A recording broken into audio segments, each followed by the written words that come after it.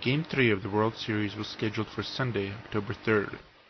Upon hearing of the American victory over the Pirates in Game 2, the Bostonians rushed to Huntington Avenue baseball grounds with a renewed enthusiasm.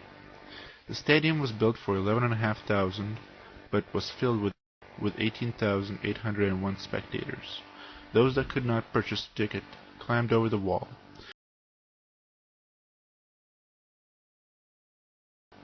Many more watched from outside the ballpark. Pandemonium ensued. The crowd was so rowdy they broke the outfield barrier and streamed onto the field. The police had to use force to push the crowds back and allow the game to start.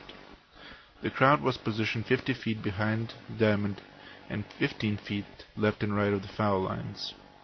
The umpires further decreed that any ball hit into the crowd in the outfield would be scored as a ground rule double.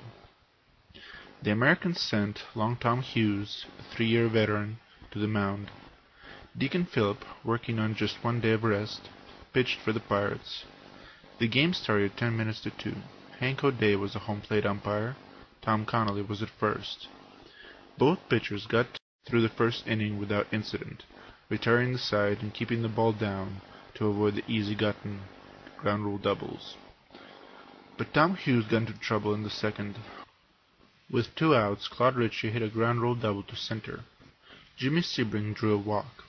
Ed Phelps hit another fly ball to center for another ground rule double, knocking in Ritchie and putting Sebring on third. Hughes finally ended the frame by getting Deacon Phillip to ground out. Pirates got to Hughes again in the third. Ginger Beaumont led off the inning with a walk. Freddie Clark followed up by hitting another ground rule double, this one to left. Tommy Leach then proceeded to hit a single up the middle to knock in Beaumont. Jimmy Collins had seen enough and replaced Hughes with Cy Young. Young proceeded to load the bases by beating Honus Wagner. Still with no outs, Young got Kitty Bransfield to pop out to first. Claude Ritchie grounded out to Jimmy Collins, who threw the ball home for a force out on Clark. Jimmy Sebring hit the ball to short, and Fred Parent committed an error, kicking the ball. Leach scored on the play. Wagner was looking to do the same and rounded third, but Jimmy Collins, on a heads-up play, picked up the loose ball and threw Wagner out at home.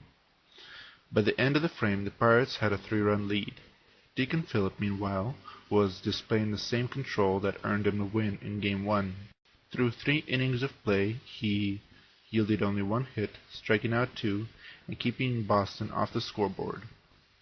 But the tough playing conditions got to him as well. In the bottom of the 4th, Jimmy Collins led off with a single. Chick Stahl drew a walk.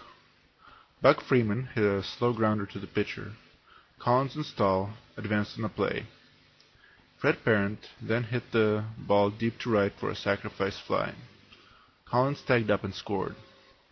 The next batter, Candy LaChance, already with a double on the day, drew a walk, but summarily was picked off. Hobie Ferris struck out to end the inning. Both pitchers proceeded to pitch the next 3 scoreless innings. The Pirates got to Young again in the top of the 8th. Young gave up a 1-out double to Honus Wagner. Kitty Bransfield bunted, and Young could not field the ball cleanly.